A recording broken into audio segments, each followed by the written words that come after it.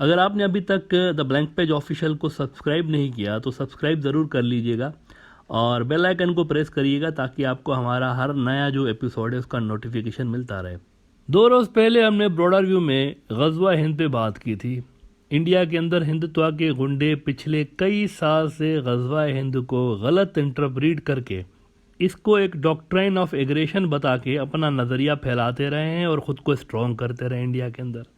हालांकि दुनिया भर के मुस्लिम स्कॉलर्स इस बात पर मुत्तफिक हैं कि ग़ज़वा हिंद जो है it's not a doctrine to start aggression but it is to stop aggression.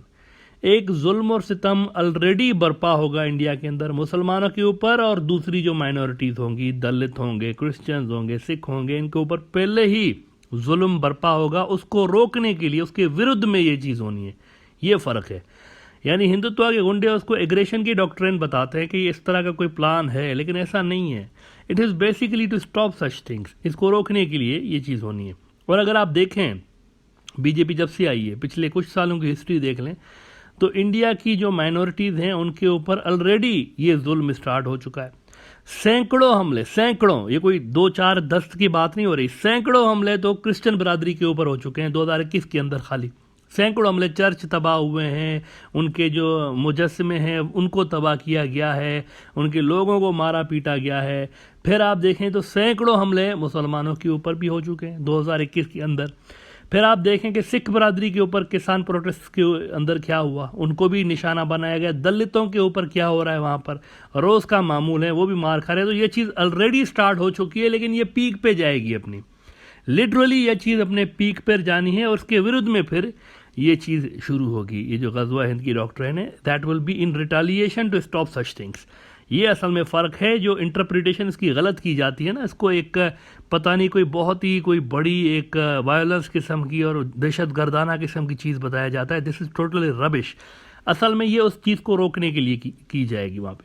अब 2 रोज़ पहले हमने इस पर बात की, ग़ज़वा हिंद पे बात की ब्रॉडर व्यू में, लेकिन फिर जब बात देखें कि कल योगी आदित्यनाथ को भी ग़ज़वा हिंद याद आ गई है। पता नहीं वो ब्रॉडर व्यू देखते हैं या क्या देखते हैं, आई डोंट नो, लेकिन उनको कल याद आ गया है।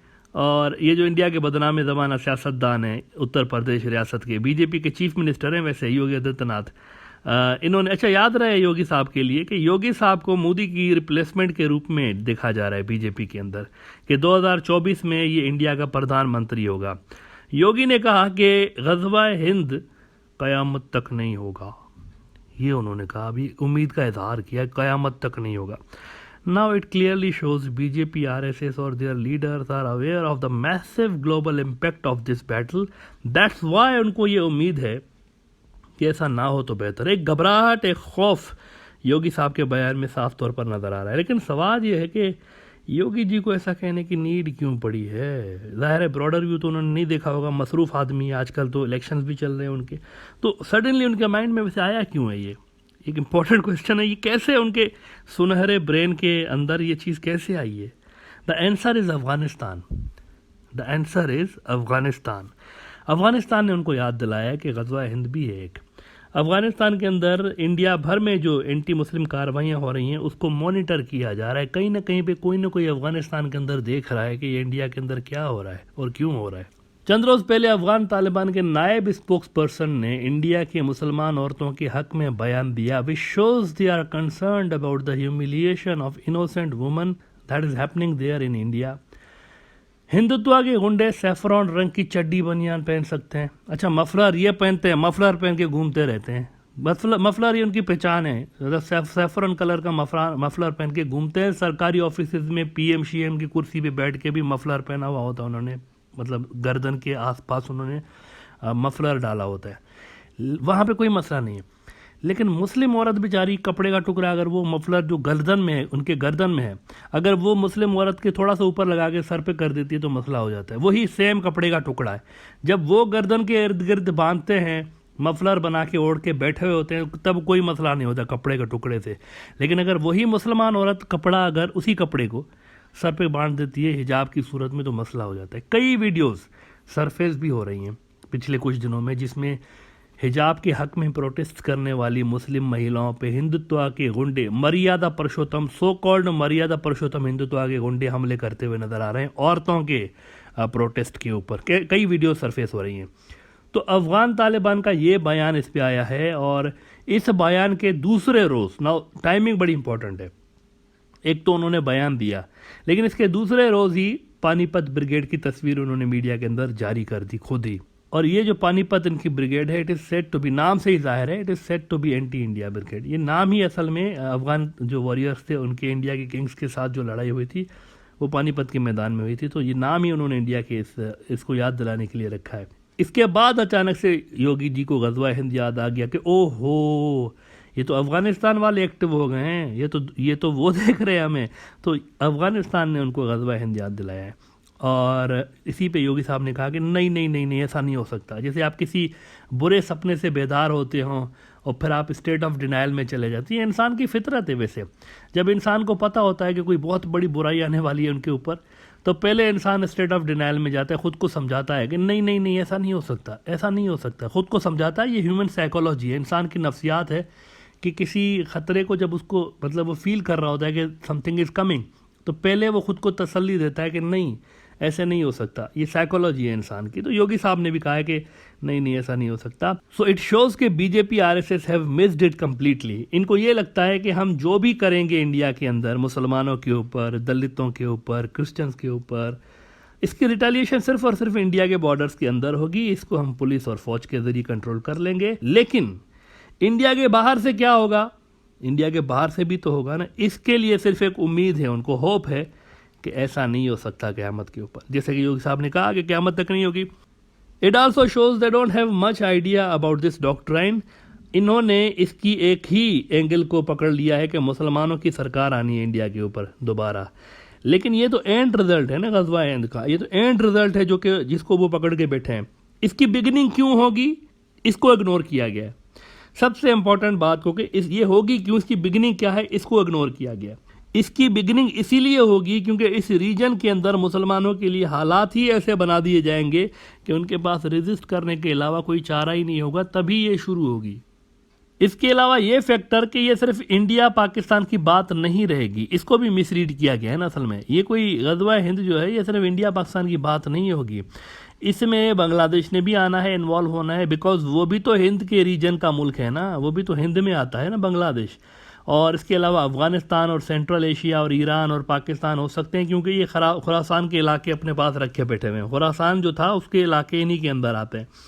तो ये सारे मुल्क जुड़े हुए हैं। इसमें सीरिया, शाम और इसमें मिडल ईस्ट के जो इलाके हैं ये भी इन्वॉल्व हो सकते हैं। और चाइना का भी रोल, वो भी कहीं ना कहीं पे शुबा है कि वो भी हो सकता है।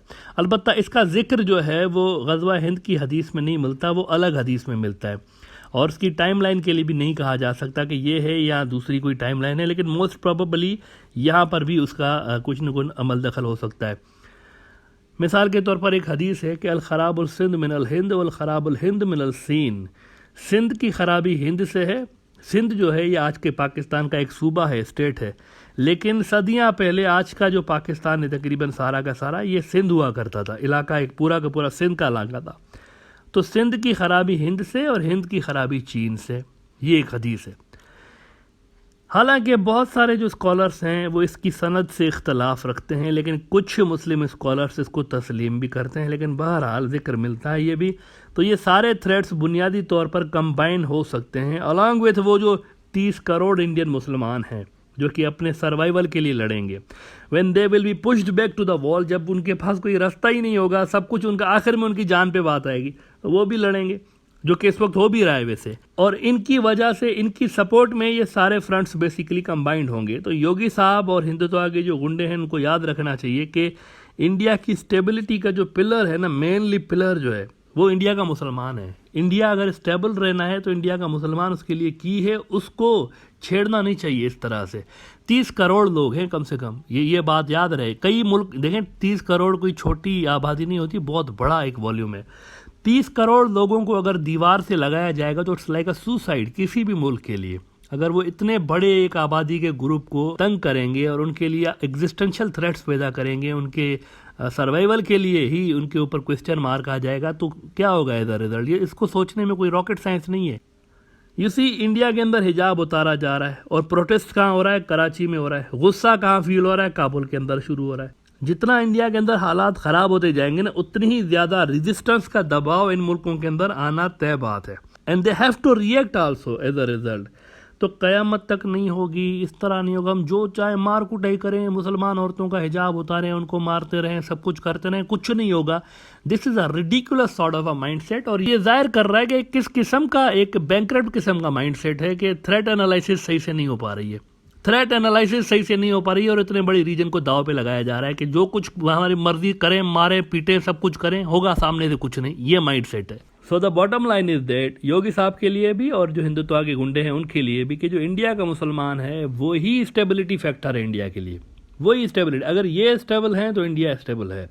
अगर उनके साथ जियो और जीनो दो की पॉलिसी के तहत बिहेव किया जाता है, उनके साथ इस तरह का बर्ताव किया जाता है कि वो जैसे नॉर्मल दूसरों के साथ किया जाता है बाकी के जो सिटीजन्स हैं, अगर उनको इस तरह नहीं छेड़ा जाता और उनको कम से कम उनको ज़िंदा रहने और मुआशरे में कम से कम इक्वल अपॉर्चुनिटीज़ तो हो ना, तो फिर किसी किस्म का कोई गज़वा हिंद नहीं है, दैट इज़ फॉर श्योर।